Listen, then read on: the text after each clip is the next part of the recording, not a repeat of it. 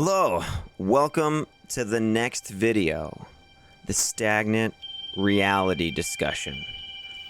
Final Fantasy VII Rebirth theory. Alright, so in my last video, I asked the question, was there time travel in OG FF7? And I presented a good case that you can have, that you can basically interpret the remake in a few different ways. Okay, and if you haven't seen that video, then you should absolutely check that out first. That is basically required viewing for this video. Okay, so let's get into it, shall we? Now, that video, by the way, I want to say did really well, and I appreciate all of the people that shared it and liked it, commented, subscribed. Thank you all for all the content creators who gave me a chance and commented on the video, watched it, and shared it with their subscribers and everything. Super freaking awesome, dudes. Thank you so much. This was one commenter. He said, "This is the best theory video out, and I watch everyone. You had solid facts and examples. I feel like I know what's going on in Rebirth now." Thanks a lot, man. And there were a lot of other comments that kind of had, you know, nice things to say, but basically the gist was like a lot of people felt like there were details in the original game they missed, you know, and I was able to show certain parts of the remake that you wouldn't expect were actually just bringing forth those elements. Okay, so shout out to a few more people. In the first video I did some shout outs, so I just wanted to say Vizuazad and Cosmo Canyon Observatory, excellent detailed analysis. MJ Gallagher, thanks for checking out the video, man. Awesome breakdown chapter by chapter that you did that I watched. Failroad Express has a channel where he does theories and discusses Final Fantasy VII. He's very gracious and generous with his viewers. Curious Corduroy does news, and I think he has one of the best voiceovers. Like his natural just voice and tone and cadence of speaking is great. Blitz, of course. I don't know how I forgot Blitz. Blitz is like huge. I watch like tons of his stuff. Final Fan TV, the warrior of hype. Dude, I hope these videos reach you. I love your energy in all the videos you do. Professor Noctis, he checked out the video. I watched some of his recent theory videos talking about predestination and talking about Eligor. Very cool. Landy Lodge is another podcast that I've listened to and watched. That guy brings the hype as well. Alleyway Jack, thank you for watching my last video. And Alleyway Jack, if you guys never heard of him, he has some of the most articulate discussions, like video essays I've ever heard.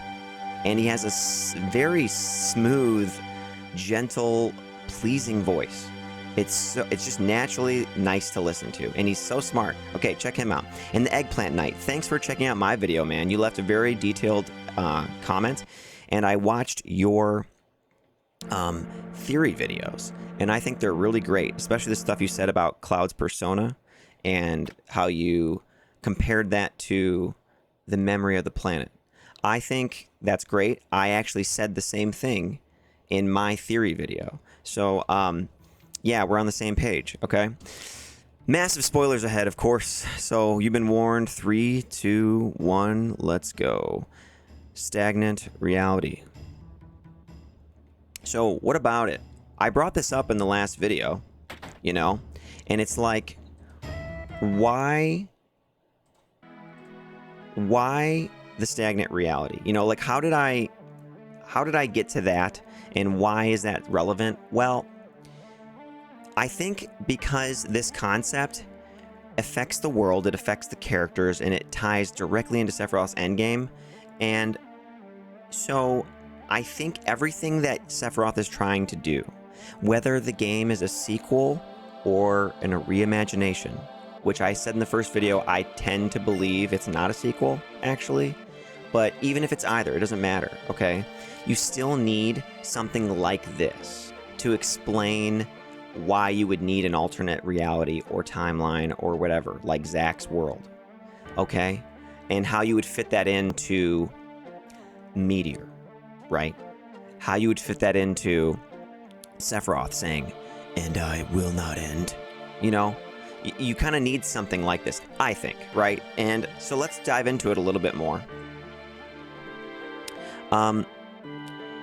Professor Noctis actually posted something recently about Eligor. I had mentioned that earlier. If so, it's possible that after the Whisper's defeat, every person who died or ever will die would now exist in some omnitemporal stasis within a life stream whose regular flow is now stagnant. Yeah, is now stagnant. Did you hear that?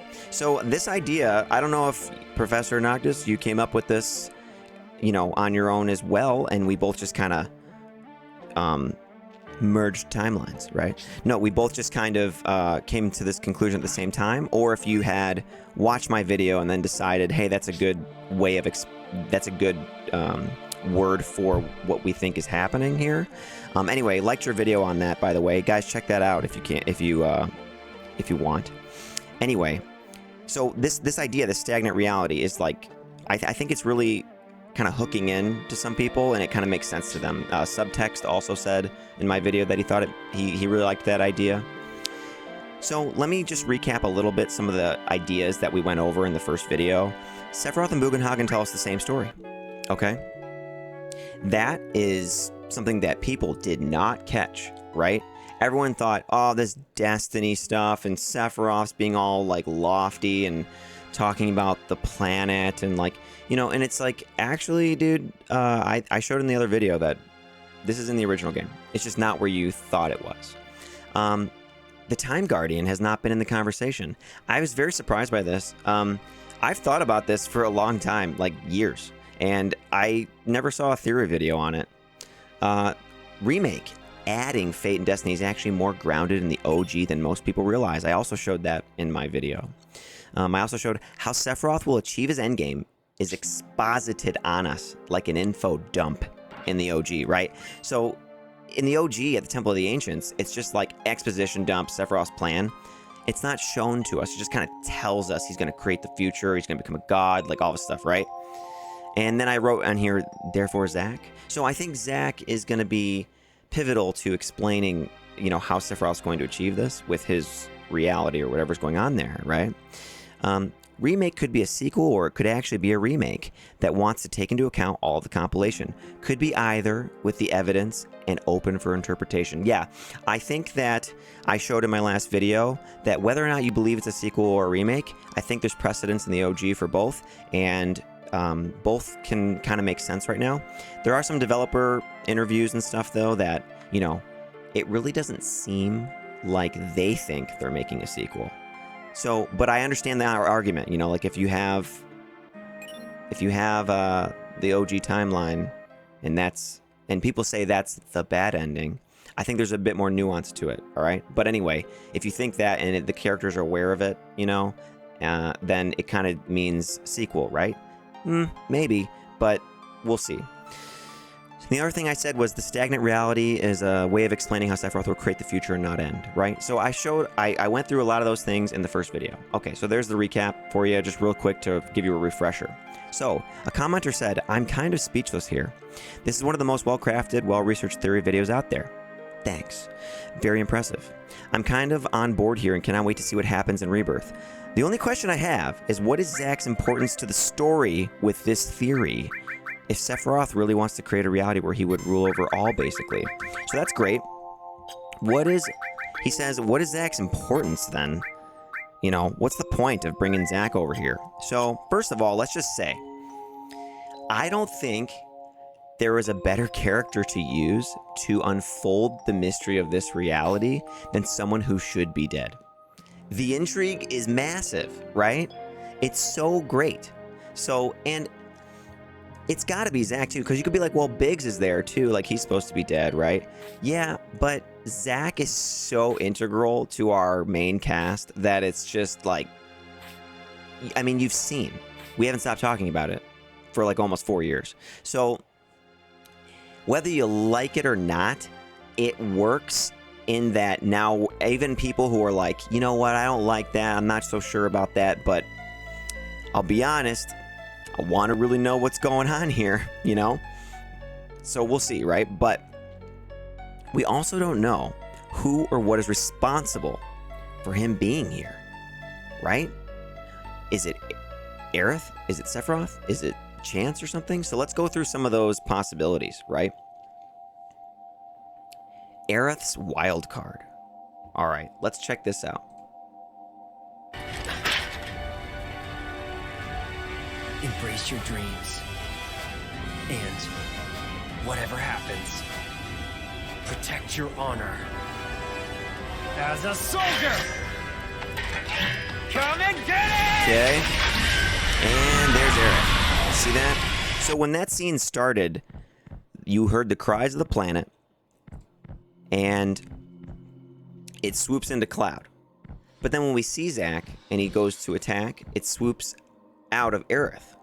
So it's pretty much, you can assume that at least Cloud and Aerith are seeing it. Maybe everyone's seeing it, but we're not exactly sure. But Aerith sure seems to have seen that. Okay? So, is this Aerith's wildcard? Like, causing this to happen so we can use it as leverage against Cloud. Right? So imagine a point in the story where Sephiroth shows Cloud that Zack and Aerith are, like, alive and well, but only if you follow Sephiroth's plan, right? And, you know, he could omit certain things about this reality to Cloud, but perhaps this is part of how Sephiroth could get Cloud to lend him his strength, give him the black materia, whatever, right? We don't really know exactly yet, but you could see it. There's even a scene where after you see, here, I'll show you. Sephiroth actually smiles after this scene. I'll show you, watch. Boom, there it is. See that? Smirks. He just gives a little smirk, you know, like, oh yeah, there, it worked, you know, that kind of thing. So maybe it was him. Here's another option I thought of, because we're talking about, like, what is his role? What would, like why would he be here? It could just be chance, because we beat the Arbiter of Fate, and once that happens, the sequence then shows that Zack survives. Okay? So this could just be an unexpected outcome that Sephiroth and Aerith did not expect, and this is going to be a surprise, right? Now, this also can add to Cloud's development, because if he ever sees that Zack is alive or Zack is in a different reality or whatever, it's gonna, like, give him a tough choice to make somehow, or it's gonna break him mentally, right? So then you have to ask, all right, so what is his role then, Zack's role in the stagnant reality? Well, he's gonna have to uncover the nature of this place. What is that fissure in the sky, right? Why does Elmira say the world is ending?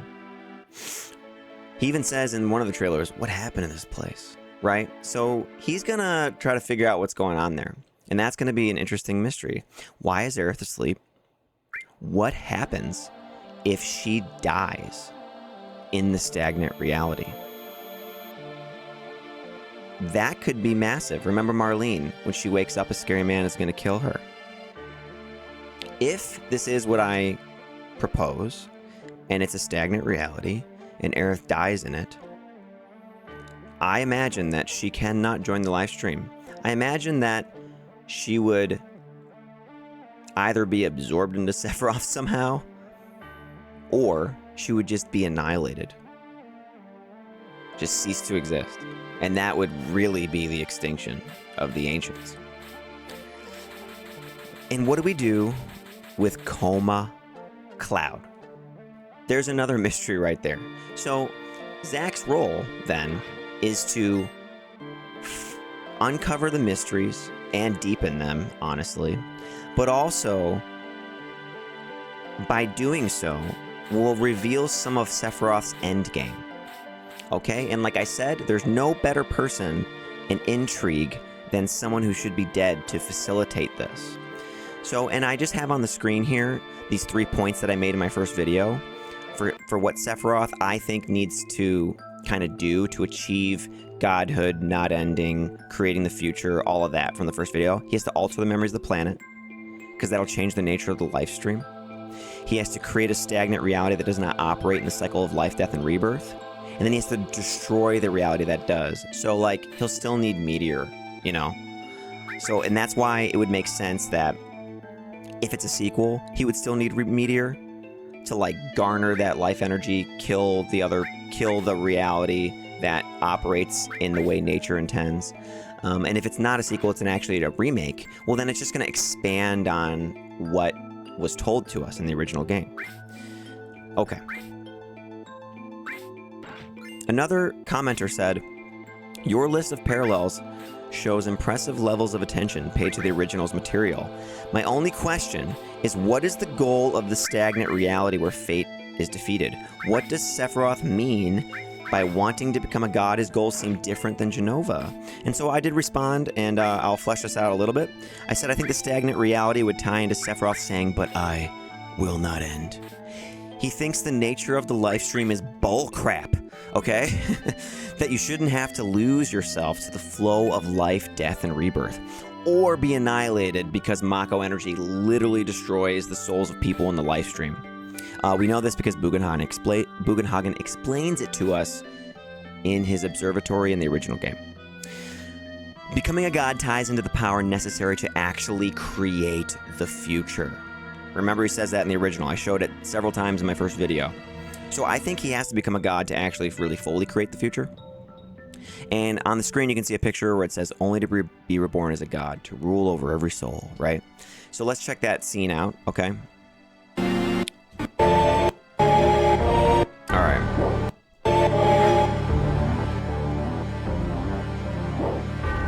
So here he is, stabbing the ground. What would happen if there was an injury that threatened the very life of the planet? Think how much energy would be gathered.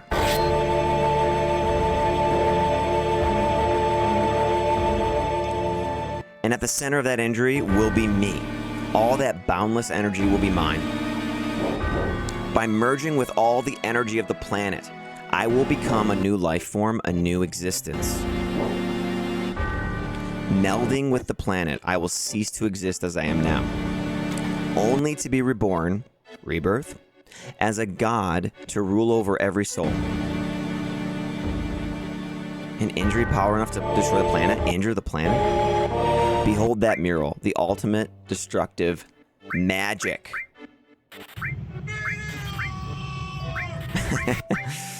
Meteor! Yeah, Meteor. So he's still gonna need it, okay? Even if it's a sequel, okay? He's still gonna need it to absorb all that spirit energy. Alright? Now, let me just show you something here that I think pertains to this. So, Bugenhagen says in the observatory, check this out. He says, spirit energy is the source of life for trees, birds, and humans.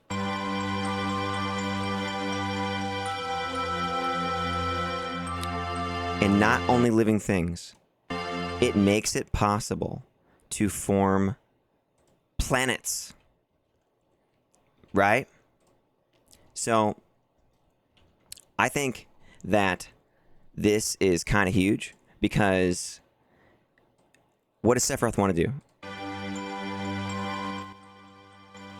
He wants to create the future, right? He said in the original game he's going to absorb all the spirit energy, right?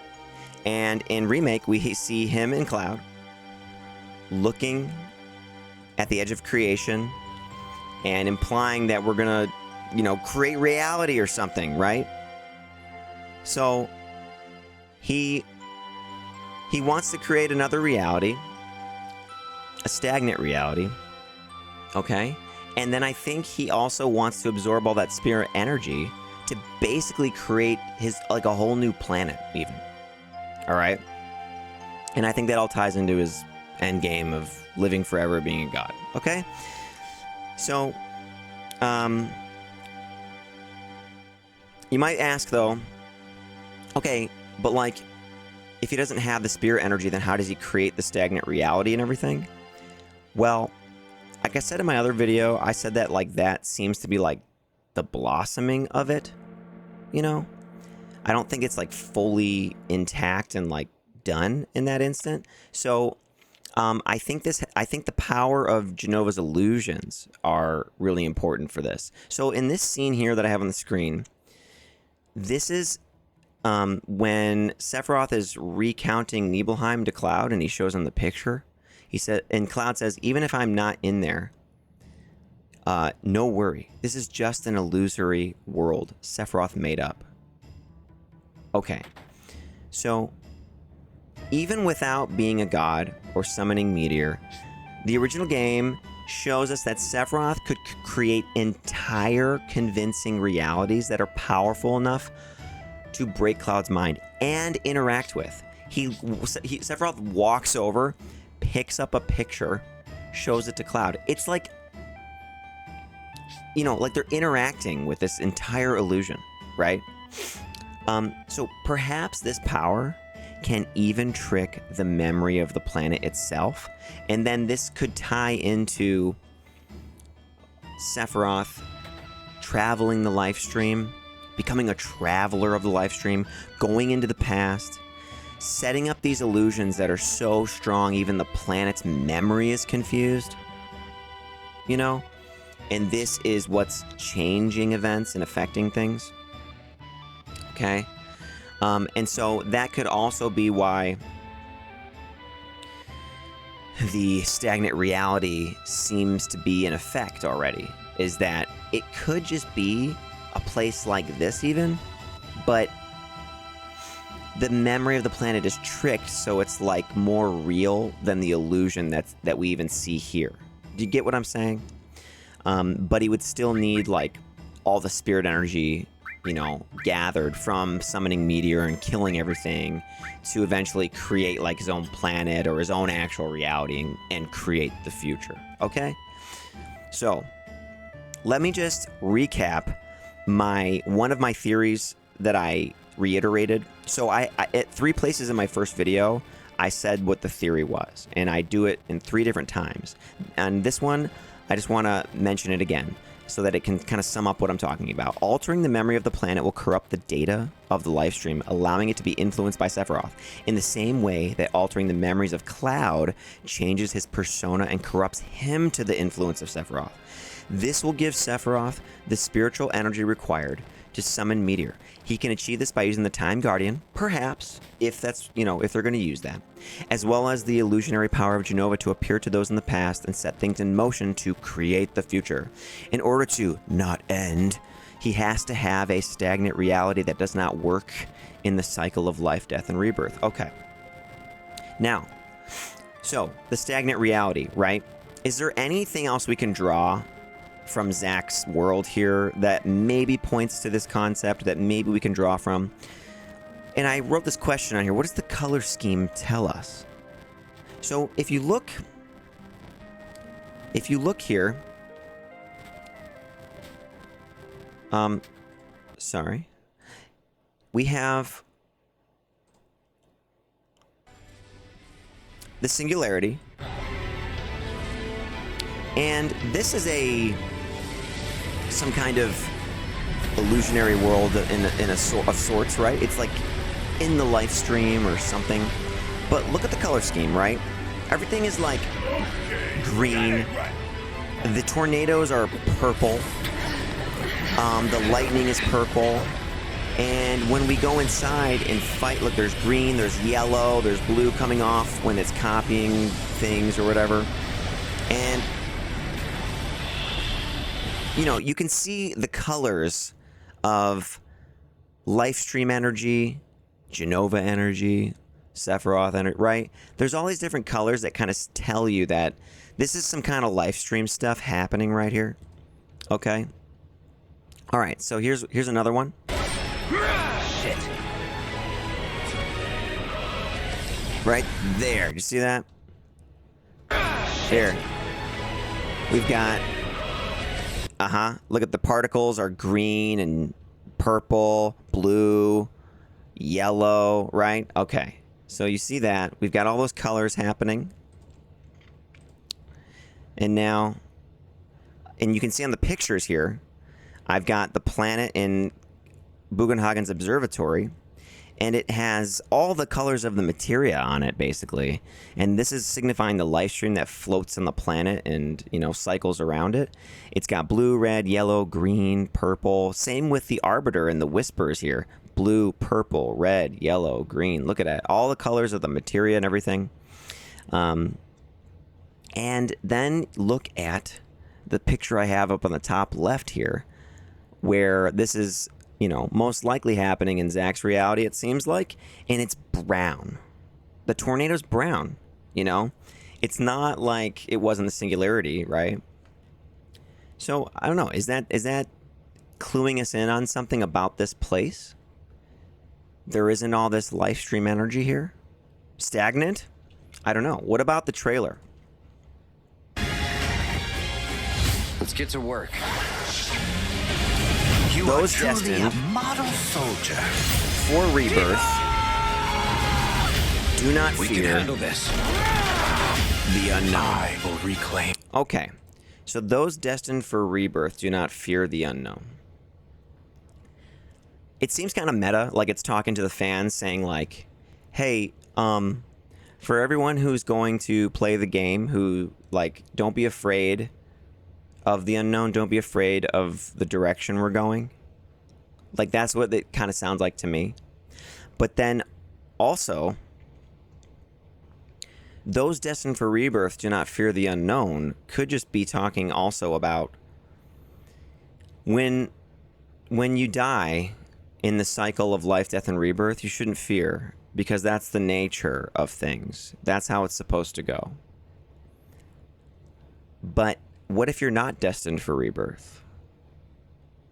Well, then you should fear the unknown, because you are in for stagnation and annihilation, right? So I think there might be some clues there, you know, with just the color scheme that we've seen so far.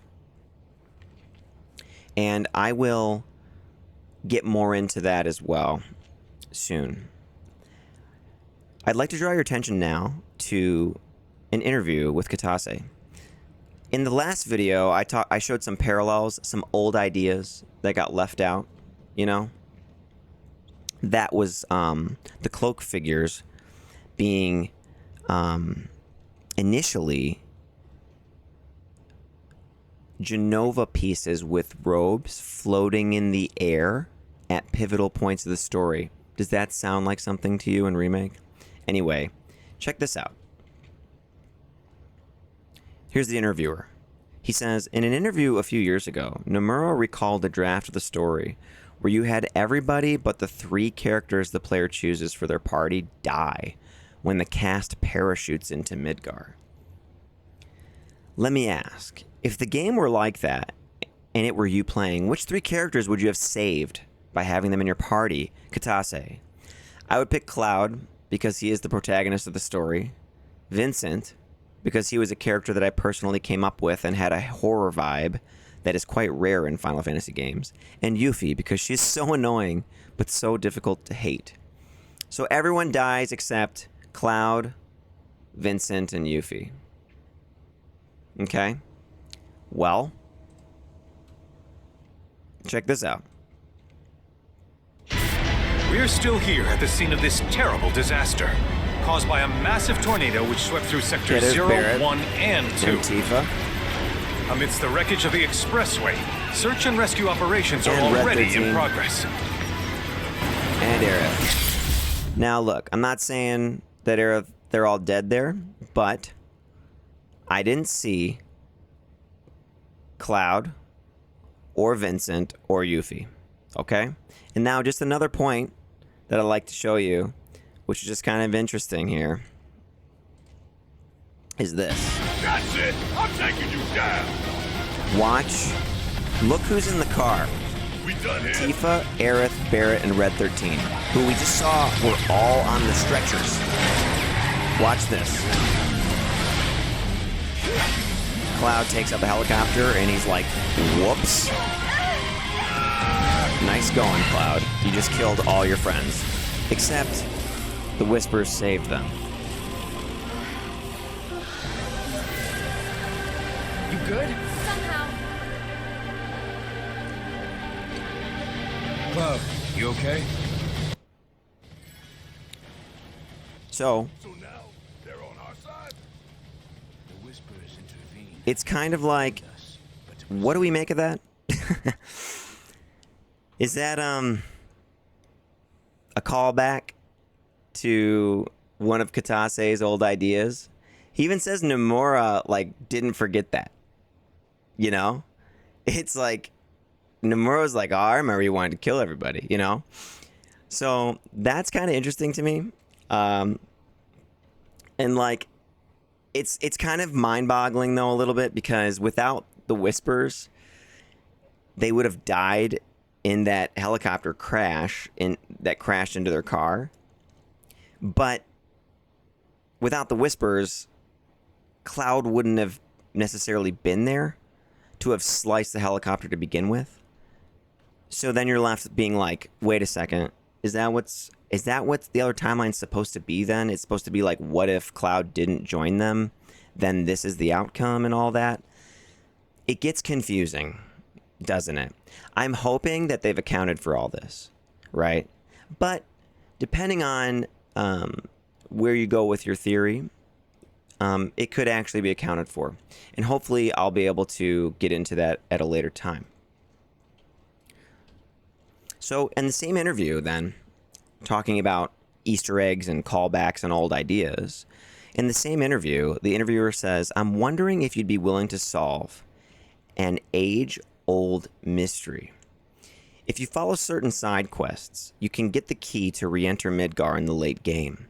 At this stage, if you enter the Sector 5 church, you see Aerith tending to the flowers, but when you step closer, she flickers and disappears like a ghost. Strangely, talking to an unrelated NPC in a different area prevents this event from happening. For years, fans have debated the intended meaning of this event, or even if it is a glitch. Can you comment on it from the development side? Katase, I will leave this to the player's imagination. Let's look to see what happens at the church. I'm back! So look, Zack is back. Aerith is not there.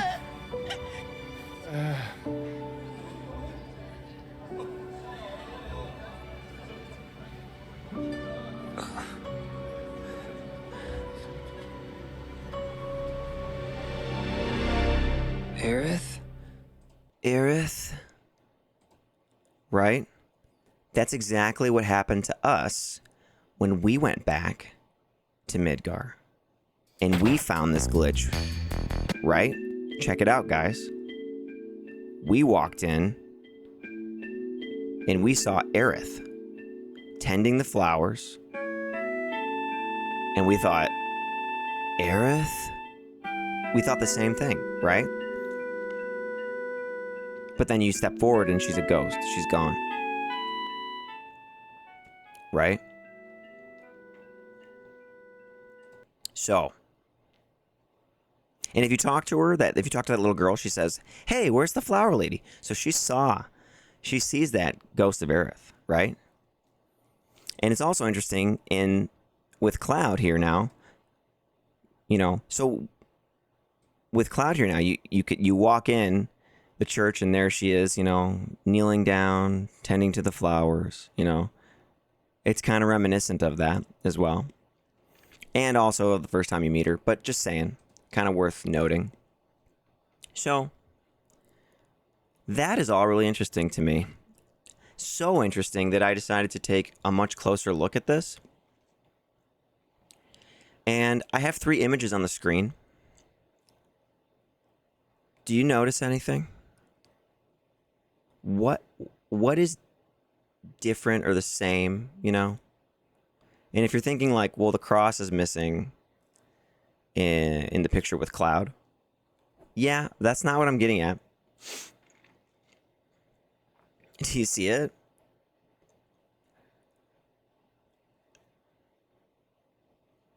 So, I feel like I've given you enough time, maybe. Okay. This little girl in the OG is wearing red, and this little boy is wearing blue. And in Zach's reality or timeline or whatever, there's a girl wearing red and a boy wearing blue. And now, to me, they look grown up. Yeah. They don't look like tiny children as they do in the OG. Now, I know there's a design difference here, but in the OG, those are the models of little children. Usually that's what that means. And these kids look a little more grown up to me. Right? And now look. In this one, the cross is there, just like it is in the OG.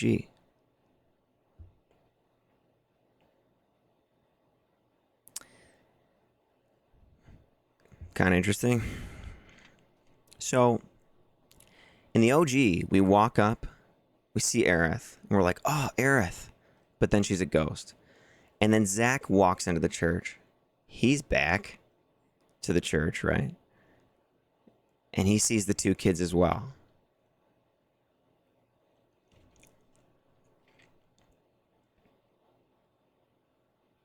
So what is happening?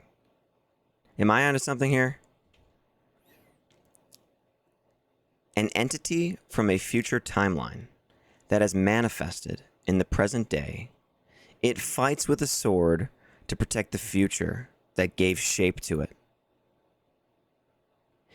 Here's an interview with Nomura. He says, if you play right through to the end, he means the remake trilogy, it will link up to Advent Children, so you don't need to worry about that, he says with a knowing smile. And look on the screen. I have Kadaj, who is manifesting as a whisper, called upon by the Arbiter, perhaps. And it says that it fights with a sword to protect the future that gave shape to it. So the future has manifested in the singularity, right? And if we look at this, it looks to me like those kids are older. All right. So is that all I got to go on? Just those two kids? No. Look at this. I had mentioned the color scheme of Zach's reality in some of those scenes that we saw. Look at the screen. Look at these scenes. These all look like they're from the exact same game. But they're not. Two of them are from Rebirth, and two are from the OG. But just at a glance, the color scheme matches really well. So it's kind of shocking. So check this out.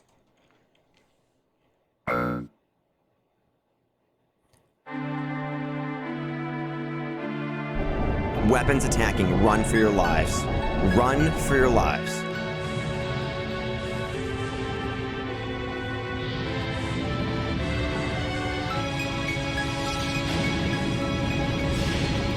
And did you see the sky in that scene?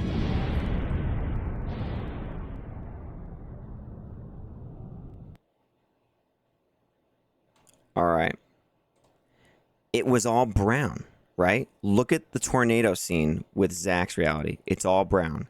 Look at this scene where people are running for their lives. Running for their lives. And it's all brown in the sky. And there's explosions. And we saw explosions in the OG right there. Let's look at this one. Here they are parachuting into Midgar.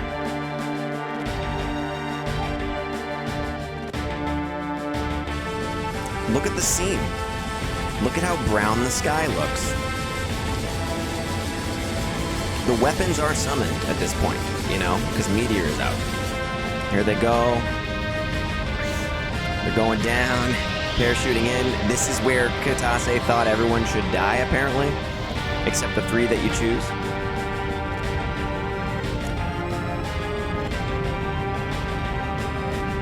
And look at the sky. Very brown, very reminiscent of what we see in the Zack, reality, timeline, whatever. Future. And if you're thinking, well, maybe it has something to do with meteor, like maybe meteors being summoned, I don't think so. These are the scenes from Remake and the OG for Meteor. It's much more red or bright orange. Not so much like that brown kind of looking color. Great scenes, by the way. Look at those screenshots, dude. I mean, it's picturesque. It's amazing. So, what am I saying here, then? I'm saying because those kids look older and because those scenes that we saw for Zack seem to be in the future, like when weapons attacking, I'm saying I think Zack's in the future, right? So let's look. Let's look what happens. Hey, Cloud. Hey, Cloud. You see that? You see that? Explosion. Okay.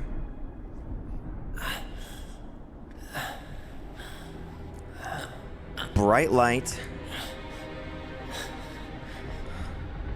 Zack absolutely sees this.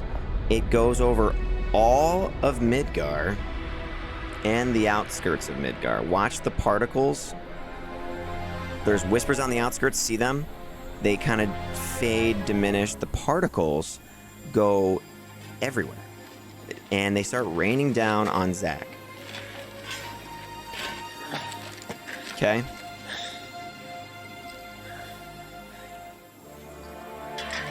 And now I always thought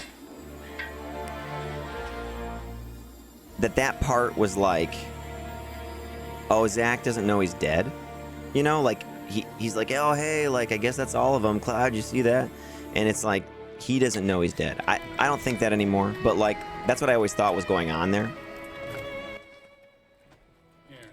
Thank you. So, explosion after we defeat the Arbiter. And remember, what did we fight?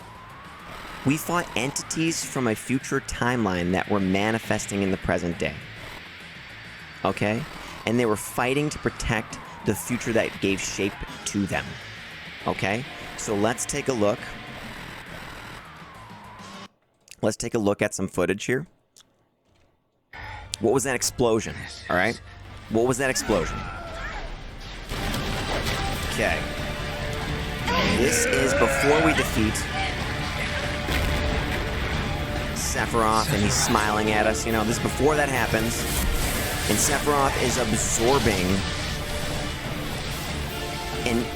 a future memory of Meteor, as well as this black life stream type substance, or maybe those are intended to be the whispers in that scene. It's hard to tell, actually.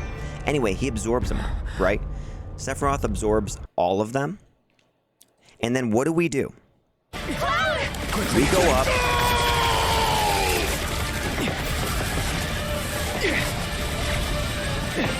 So remember, Sephiroth has absorbed, like, future stuff, right?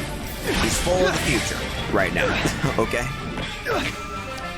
And he looks happy about that. Bam.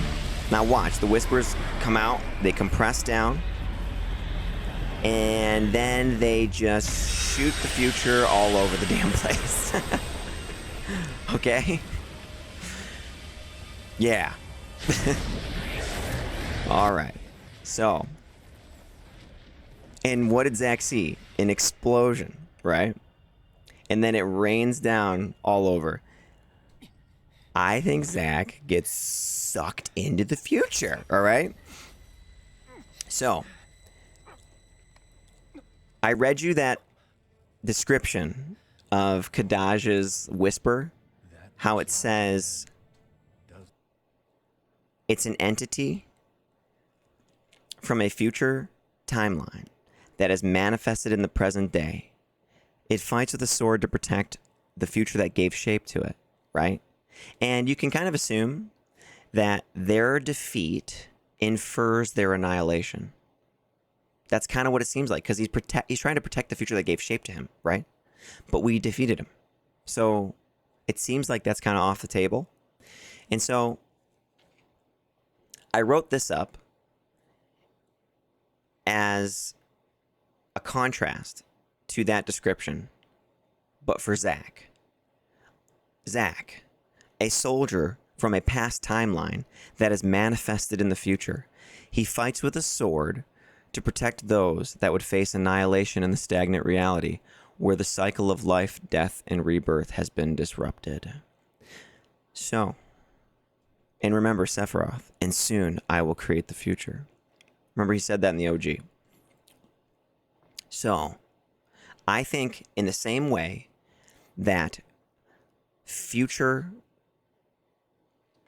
entities manifested to us, I believe that a past entity or soldier, Zack, manifested to the future.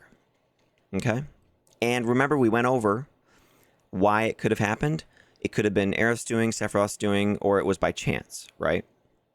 Either way, his role will still be fulfilled as someone who deepens and unfolds the mystery of Sephiroth's endgame, as well as gives tough choices to our main characters.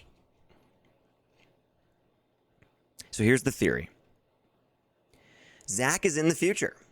We don't know exactly how or why Zack was saved from death, but he will help unfold the mystery of the stagnant reality, which is key to Sephiroth's endgame of creating the future, not ending, becoming a god, and ensuring Aerith cannot join the life stream. And notice, I put these two images on the screen. One on the bottom left there is in Remake, when the future explodes all over the place. You know, that's how I'm referencing it, at least for this video.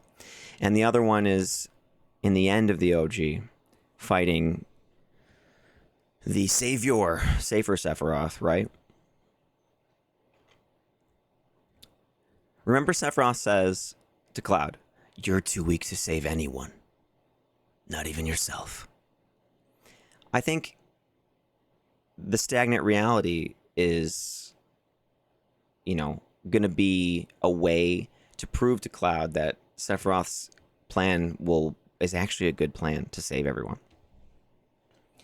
And I like this parallel here. The color scheme is just too close, isn't it? It's not a coincidence. So the next question is